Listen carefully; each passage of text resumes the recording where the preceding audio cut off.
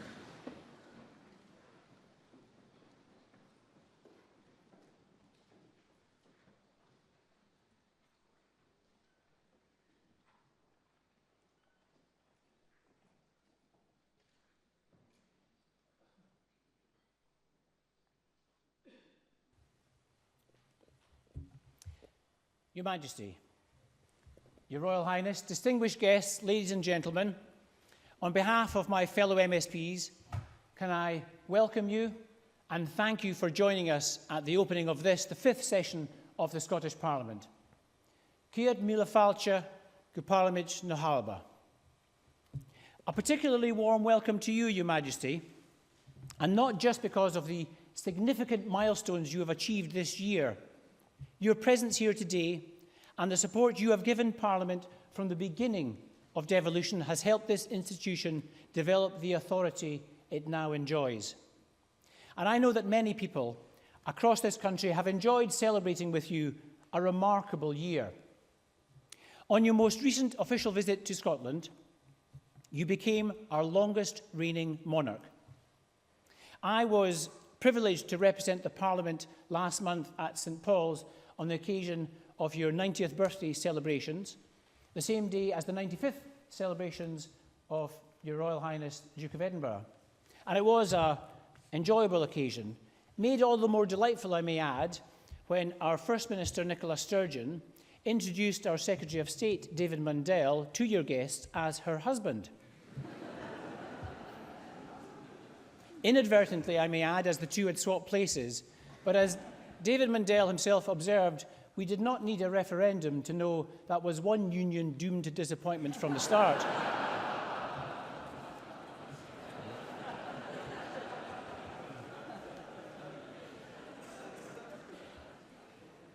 Your Majesty, over 9 decades you have witnessed so much. Extraordinary social and economic change, phenomenal scientific and technological advances, disturbing and ever-increasing environmental anxiety. But critically, you have seen successive generations rise to the challenges that lie before them. Your Majesty, the Parliament before you today stands ready for the challenges that lie ahead of us. Every MSP in this chamber is proud to represent the people of Scotland. We have been given the opportunity to serve and to contribute in a Parliament which has been refreshed. 2 out of every 5 MSPs here has been elected for the first time, rejuvenating our democracy, reminding us of the promise of devolution to work together across party lines for the good of all. In these few short weeks, weeks of unprecedented political turbulence, I've already seen a real willingness to work together cooperatively and collaboratively. I've seen the emergence of a shared agenda to clarify the identity and the role of this Parliament, a shared recognition that it is more important than ever that this Parliament finds its voice, a voice for hope. To echo Donald Dewar, a voice for the future. And I say more important than ever because these last few weeks have also borne witness to the politics of hate. Today, outside this Parliament, we fly the rainbow flag of pride, testimony to the 49 lives lost in the senseless shootings in an Orlando nightclub. A flag which displays our solidarity with the families and the communities they left behind. We continue to mourn the loss of our parliamentary colleague, Joe Cox, and I believe it is simply not good enough to condemn such atrocities. We have been given the privilege of public office, and we need to lead by example. Just this week, President Michael D. Higgins of Ireland spoke to this chamber, and he warned us against the growth of a temporary inchoate populism. And he urged us not to react in kind, but to respond with an open, informed, tolerant and engaged discourse. It was one of the most erudite and powerful arguments for empathy, for the importance of political sympathy I've ever had the privilege to hear. Yes, our exchanges in this Parliament should be passionate and robust, but they should also be respectful. Courtesy, compassion and gentleness are signs of strength, not of weakness, a lesson many of us could learn from the example of Your Majesty. When this building was first constructed, Edwin Morgan described the open and adventurous Parliament Scotland wanted to see in his poem, Open the Doors, and he implored us not to let our hope be other than great. I have never given up hope, that we can recapture the new kind of politics from which this Parliament was born. But it takes determination to move away from the trench warfare of party lines. It takes real purpose if we are to soften the new binary divisions, yes or no, leave or remain. We need to remember and act on the principles on which we were founded: accessible, transparent in our proceedings, sharing power. And it must not be simply today that the Parliament opens its doors to the people of Scotland. Last Friday morning, we all awoke to the monumental impact of the EU referendum result, an event which has already had a profound and dramatic impact on the political landscape. But I will also remember that date as my daughter Annie's last day at primary school. And as she moves on to high school, I want all our children not to be filled with anxiety. I want her to grow up full of expectation and excitement, secure in the knowledge that we are shaping a positive future for them. I want them to study and learn, to work and to prosper, to play, to laugh, to fall in love, in a world in which our humanity can live up to the deepest meaning of the word. Your Majesty, amidst some of the bad news over the last month, there was at least one little moment of joy when your horse, Dartmouth, won at Royal Ascot. We shared your undisguised pleasure on our TV screens. And politics is a little like horse racing, in that it can often strike people as the triumph of hope over experience. But despite the public cynicism, in my experience, most politicians are incurable optimists. And 17 years ago, almost to this day, I took my place. I was filled with hope as I took my place in the first Scottish Parliament. And as I stand here again today, I can feel that fire rekindled in my heart. We stand at the brink of a new session, with all the hope and promise that can bring. We have 5 years to make a difference, 5 years to make Scotland a fairer, kinder and more prosperous country, 5 years to build a better place for us all to live. Government or opposition, front or back bench, each one of us has something to contribute. For as Jo Cox said in her maiden speech in the Commons, we have far more in common than that which divides us. My hope, like the poets, is still great. Your Majesty, can I call on you to address this meeting of Parliament?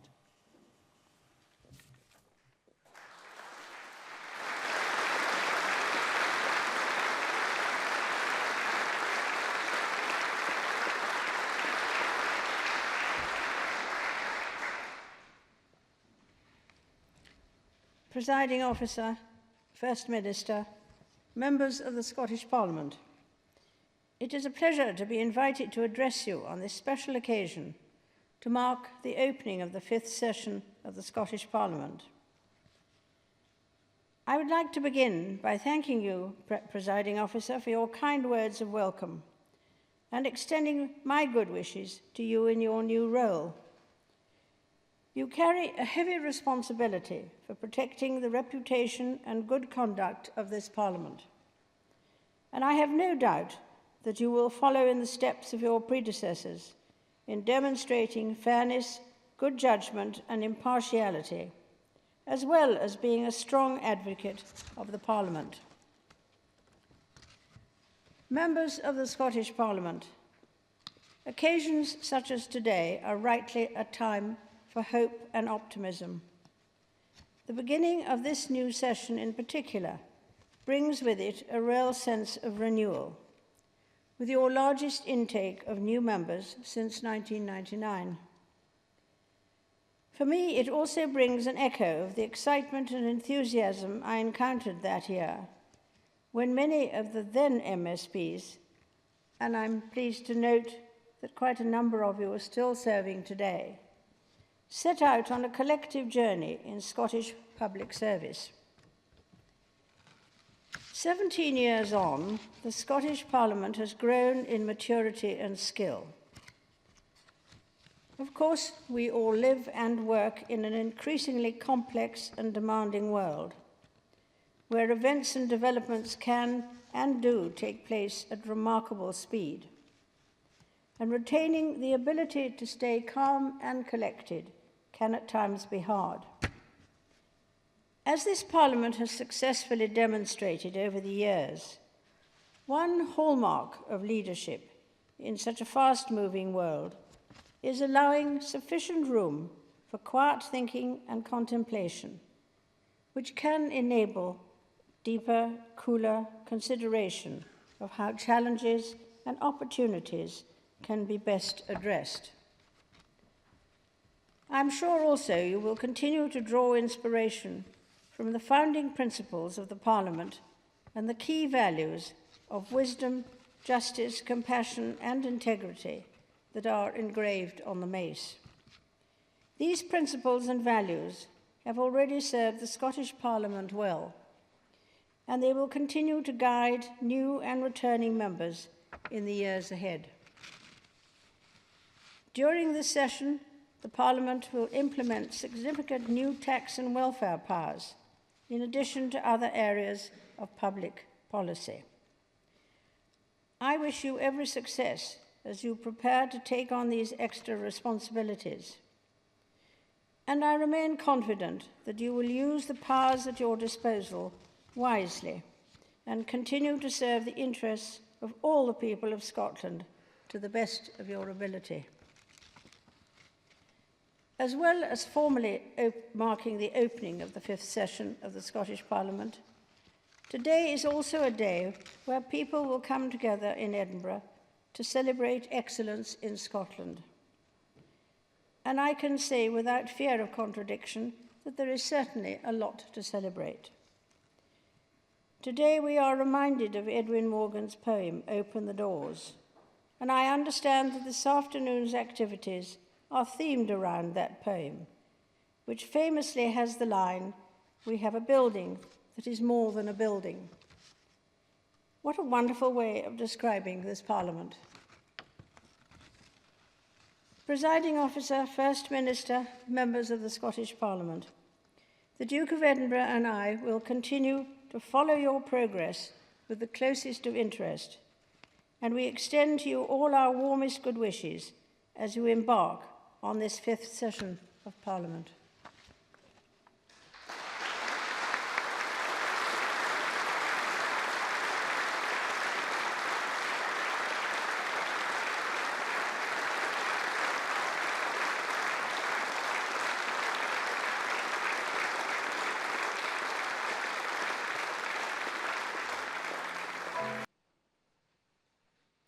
Open the doors. Fos glav na dorsen. Open the doors. Light of the day, shine in. Light of the mind, shine out. We have a building which is more than a building. There is a commerce between inner and outer, between brightness and shadow, between the world and those who think about the world. Is it not a mystery? The parts cohere, they come together like petals of a flower. Yet they also send their tongues outwards to feel and taste the teeming earth. Did you want classic columns and predictable pediments, a growl of old Gothic grandeur, a blissfully boring box? Not here. No thanks. No icon, no IKEA, no iceberg. But curves and caverns, nooks and niches, huddles and heaven's syncopations and surprises. Leave symmetry to the cemetery. But bring together slate and stainless steel, black granite and grey granite, seasoned oak and sycamore, concrete blonde and smooth as silk. The mix is almost alive. It breathes and beckons. Imperial marble it is not. Come down the mile into the heart of the city, past the Kirk of St. Giles and the closes and wines of the noted ghost of history, who drank their claret and fell down the steep tenement stairs into the arms of link boys, but who wrote and talked the starry enlightenment of their days. And before them, the old makers who tickled a Scottish king's ear with melody, ribaldry, and frank advice. And when you are there, down there in the midst of things, not set upon an hill with your nose in the air. This is where you know your parliament should be, and this is where it is, just here. What do the people want of the place? They want it to be filled with thinking persons as open and adventurous as its architecture. A nest of theories is what they do not want. A symposium of procrastinators is what they do not want. A phalanx of forelock tuggers is what they do not want. And perhaps, above all, the droopy mantra of "it wasn't me" is what they do not want. Dear friends, dear lawgivers, dear parliamentarians, you are picking up a thread of pride and self-esteem that has been almost, but not quite, oh no, not quite, not ever broken or forgotten. When you convene, you will be reconvening, with a sense of not wholly the power, not yet wholly the power, but a good sense of what was once in the honor of your grasp. All right, forget or don't forget the past. Trumpets and robes are fine, but in the present and the future, you will need something more. What is it? We, the people, cannot tell you yet, but you will know about it when we do tell you.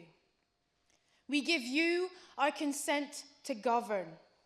Don't pocket it and ride away.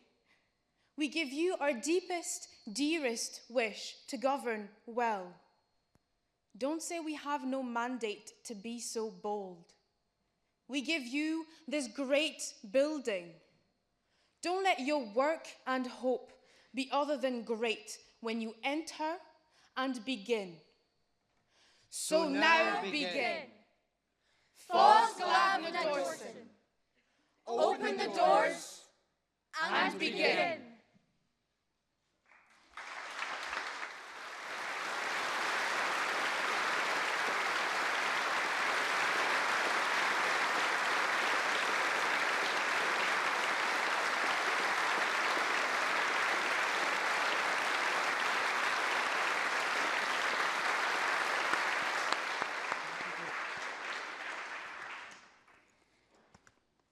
Threshold. Let's blether some more about doors, revolving doors and sliding doors, half opened, half closed. The door with your name on it, the heavy one, hard to open. The one you walked out when your heart was broken. The one you walked in as you came to your profession. And the tiny door when you made your confession. The school door at the end of a lesson. Yes, shut the door in Gaelic is Dún and Doris. The wee door on your doll's house, or Ibsen's Nora's door, or Chekhov's Three Sisters. Doors imagined by writers the world over. Proust and the chickens coming home to roost. Or Chris Guthrie's open heart at the end of Sunset Song. Or the step left when the horse is gone, the haw, the door to the stable bolted after the horse left. Not Tam O'Shanter's tailless horse, the one that shut violently behind you, banged by a sudden wind. The painted red door, code for asylum seeker. The X that says plague or Passover. The one turned into a boat to cross the ever-widening waters, the North Sea and the Aegean, reminders of the people cleared off their lands, out their crofts, to whom the sea was their threshold, on, off. Take the big key and open the door to the living, breathing past, the one you enliven over and over, to the ship's port, the house of the welder, to the library door of Donald Dewar. Then picture yourself on the threshold, the exact moment when you might begin again, and you sitting New keys, jingle, possibilities.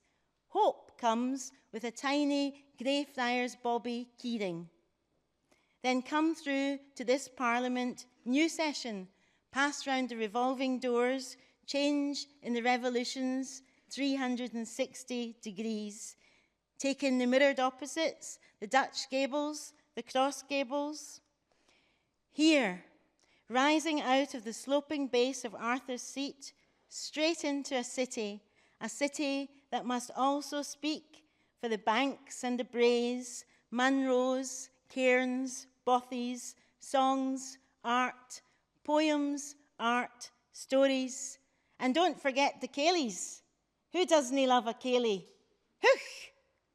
A city that remembers the fiddlers of Orkney and Shetland, the folk of Colonsay, Bute and Tiree, the inner and outer Hebrides, the glens and the bens, the trees and the rivers and the burns and the lochs and the sea lochs, and Nessie, the granite city, Dumfries and Galloway, the dear green place and Dundee. Across the stars and galaxy, the night sky's tiny keys, the hail clan Jamfery. Find here what you are looking for. Democracy in its infancy. Guard her like you would a small daughter, and keep the door wide open, not just ajar, and say in any language you please, welcome, welcome to the world's refugees. Scotland's changing faces. Look at me, whose birth mother walked through the door of a mother and baby home here and walked out of Elsie Ingalls Hospital without me, my macker, her daughter, macker of fairly led and gallus tongues. And this is my country, says the fisherwoman from Jura. Mine too, says the child from Cana and Iona. Mine too, says the Brain family. And mine, says the man from the Polish Delhi. And mine, said the brave and beautiful Acid Shah. Me too, said the Black Scot and the Red Scot, said William Wallace and Mary Queen of Scots, said both the Roberts and Muriel Spark, said Emily Sandé and Arthur Wharton, said Ali Smith and Edwin Morgan, said Liz Lochhead, Norman and Sorley, and mine, said the Syrian refugee. Here we are, in this building of pure poetry, on this July morning in front of Her Majesty. Good day, ma'am, ma'am, good day. Good morning, Helen and John Kay. Great believers in democracy and in geeing it loudly. Our strength is our difference. Dinny fear it, dinny caw canny. It takes more than one language to tell a story. Habarachka unshanan a yigu skalachka insha. Welcome. Fun Ying. One language is never enough. Bayblor dekasese, menyo tututuo. Welcome. Vitame. It takes more than one language to tell a story. Eka kahani sunani keliye. Ekase adika bashayain lagati hain. Welcome. Gianu. One language is never enough. Une langue ne suffit jamais. Welcome. Falcha. It takes more than one tongue to tell a story. It takes more than a tongue to clip a story. Welcome. Marhaba. Welcome. Inur. Welcome. Willkommen. Welcome. Benvenuti. It takes more than one language to tell a story. Kahani batani keliye. Exe ziada zaban leta he. Welcome. Welcome. Falcha. Come bend the living room. Come join our brilliant gathering.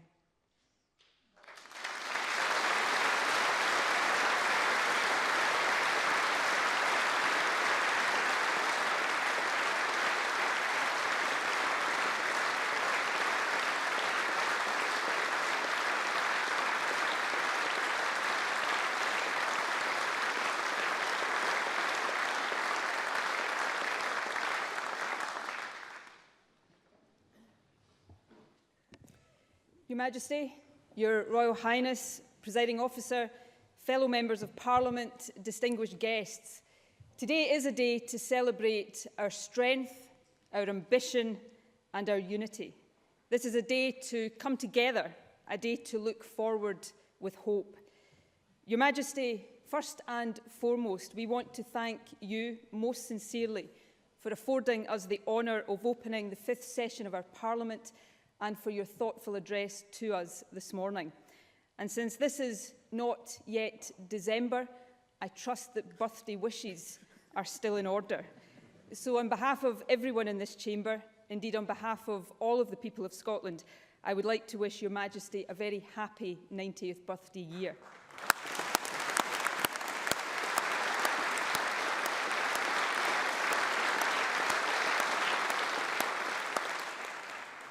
Your Majesty, your lifetime of service to others, to your country and the Commonwealth, your deep sense of duty, dignity and respect, and your firm and constant support and affection for Scotland are an inspiration to all of us, and we thank you for it. Today marks the formal opening of this, the 5th term of our national Parliament. All of us elected to this magnificent chamber feel a deep sense of honour in the trust that the people of Scotland have placed in us.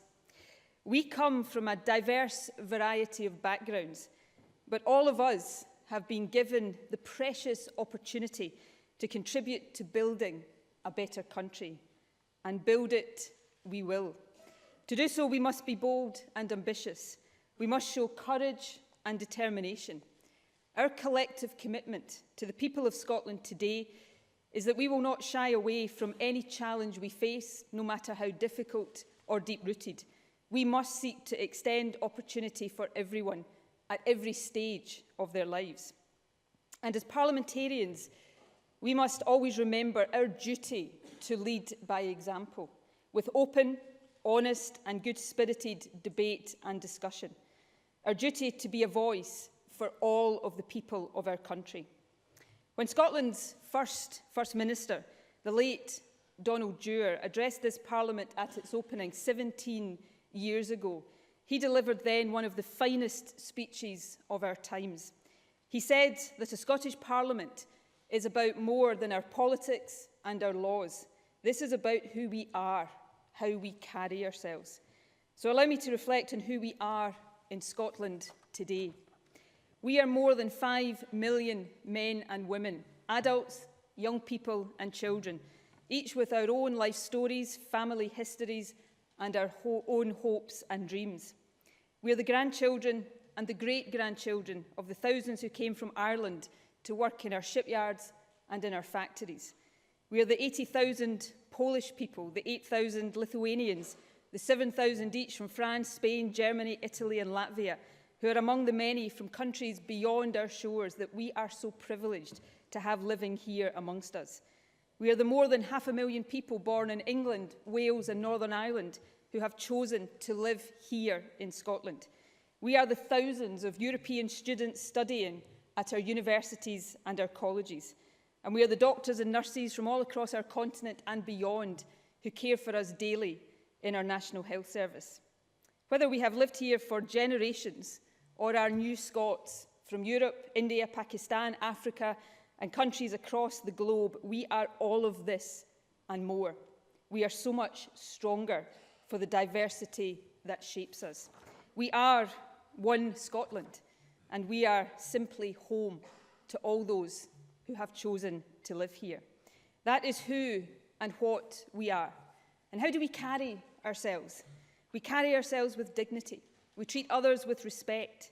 We celebrate our differences. We are not perfect, far from it, and we do make mistakes.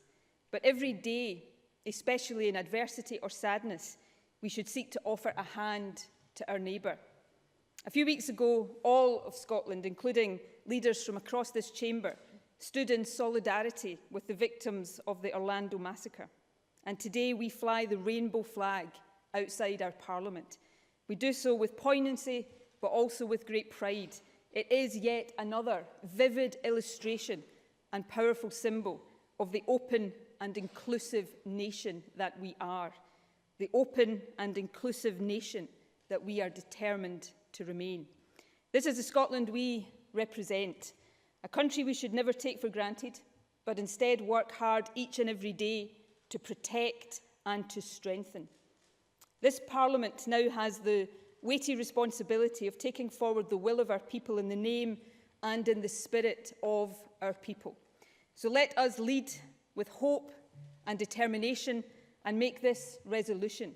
We will work every day to achieve greater equality at home and to enhance and never diminish our precious place in the world. We have just heard the inspiring words of our wonderful new Macker, Jackie Kay. Let me now finish with the words of her predecessor, Liz Lochhead. These words are from Connecting Cultures, a poem written by Liz to celebrate Commonwealth Day. These words resonate powerfully as we think about who we are and as we reflect on our place in the European Union and in the wider world. Remembering how hard fellow feeling is to summon, when wealth is what we do not have in common. May every individual and all the peoples in each nation work and hope and strive for true communication. Only by a shift in sharing is there any chance for the welfare of all our people and good governance. So, Presiding Officer, today as we celebrate this new beginning, let us look forward with hope and a shared determination to work tirelessly for the good of all of Scotland's people, and in doing so, to play our part in a stronger Europe and a better world.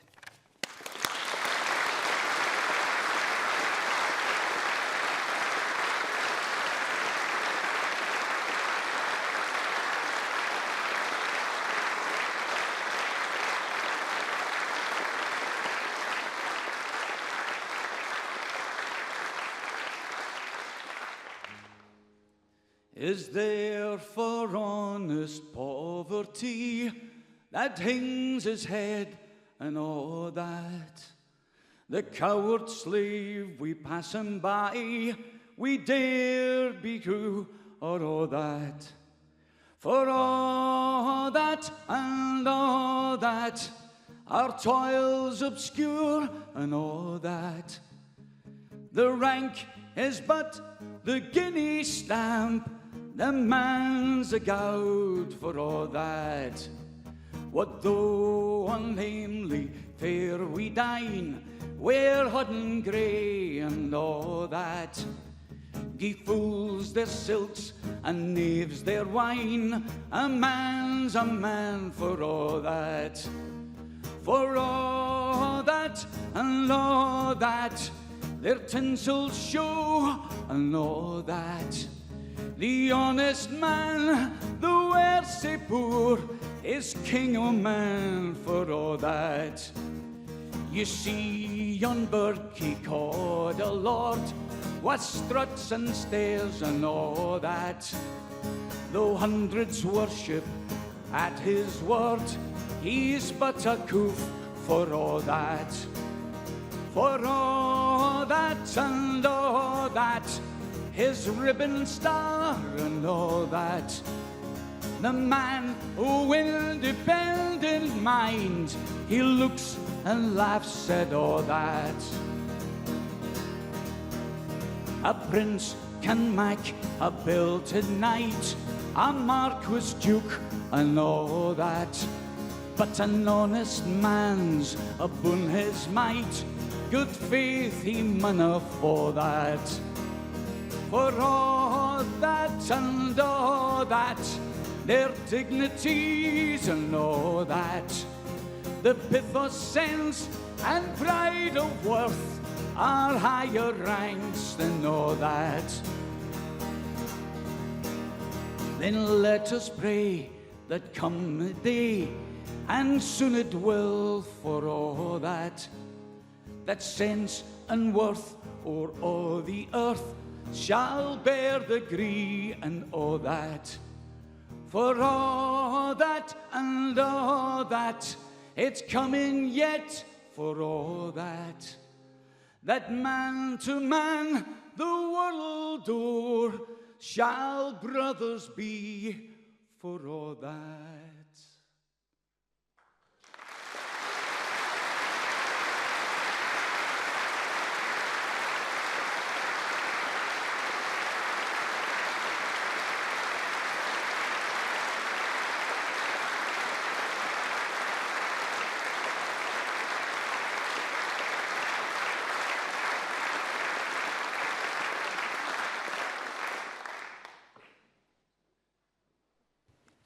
I now close this session of the Scottish Parliament.